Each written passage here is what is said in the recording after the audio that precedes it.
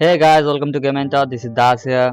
Gamentor presents another episode of Before You Buy. This show will give you some raw uncut gameplay and some first impression of latest game releasing. And this time around, we're talking about Unravel, the newest seemingly indie darling. It was made by a small studio coldword Interactive and it is published by EA. It's available for PC, PS4 and Xbox One. You're probably looking at this game and you're like, holy shit, it's gorgeous. It's incredible looking and yeah, you are absolutely right. But before we get into that, let's talk about what this game is all about. It's kind of the best way to describe it is almost like a happy limbo. Did you play Limbo? And you kind of felt a sense of dread, sadness and aloneness? Unravel is basically the complete opposite of that, makes you feel happy. The premises here is really simple. You are just a little string dude who sets out on an adventure and sometimes it's ultimately just a platformer. A lot of time it ends up being a puzzle platformer with the main mechanic is being the fact that the urn to swing around, pull things down, climb up things, tie things together, whatnot. There is not too much to say about, it's really simple. Personally, I enjoy platforming bits and swinging around using that rope kind of like a rapple. I like that stuff bit more than puzzle stuff because some of the puzzle stuff isn't clear. Now, that's not the best way to completely criticize something because sometimes things don't need to be completely clear. But after a while, sometimes it got a little frustrating when I just wanted to progress to see this cool awesome world,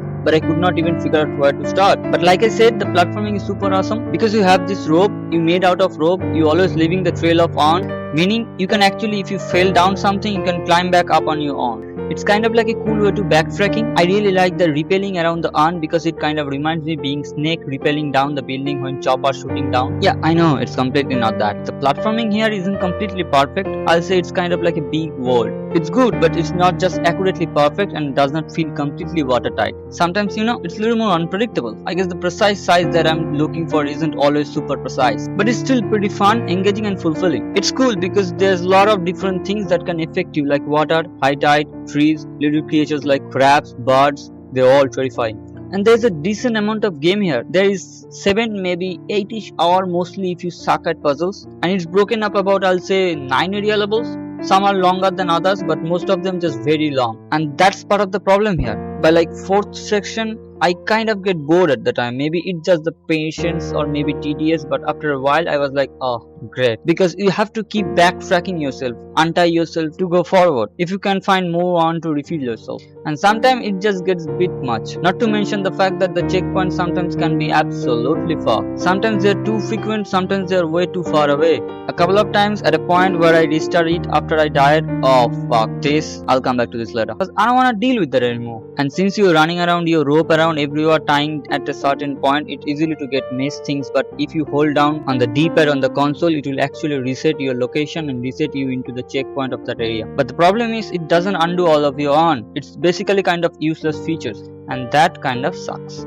The story here isn't much. I think you should take it the face value. Just a cute little on guy or girl, whatever it is, going on an adventure across the beautiful like Swedish countryside landscape, and it's absolutely gorgeous to look at. The whole theme around family and grandma memories. You have to collect these little things that are unlocked, photograph or scrapbook, whatever they are going for, it just didn't really nail me. But that being said, there seem to be like a lot of other independent smaller games where the concept is cool, graphics are gorgeous, but everything else is kind of unthreadbare. But that being said, I do think platforming and puzzling is worth playing this game through, and especially the game is being $20. I enjoyed it enough to possibly recommend if you are a fan of this kind of game, if you like playing indie game or if you really like Limbo. It's not perfect, it's not for everybody, but that being said, the game looks incredible and sounds amazing, and I think just cruising around and seeing all sides pretty enjoyable features of this game. That being said, some of the puzzles are annoying and dumb, that might piss you off, but it's a nice little game, and you know what? I'm happy to see nice platformer coming out every once in a while. That being said though, I do wanna know what do you guys think about this game, or if you downloaded it or played it already, what do you guys think about that? Do you think it's 50-50 as I do? I'm okay with that. So let me know what you think about this game in the comment section down below. If you want to talk about it, you guys can also talk to me at the Tapos714. We can talk about this or any other games because there's a lot.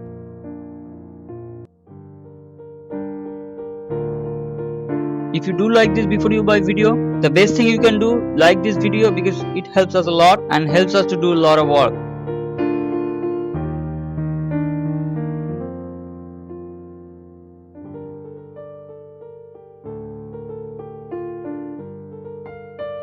But if you're new here, subscribing is a very good idea because we put out videos every single day of the week. But as always, thank you guys watching this video. We'll see you guys next time.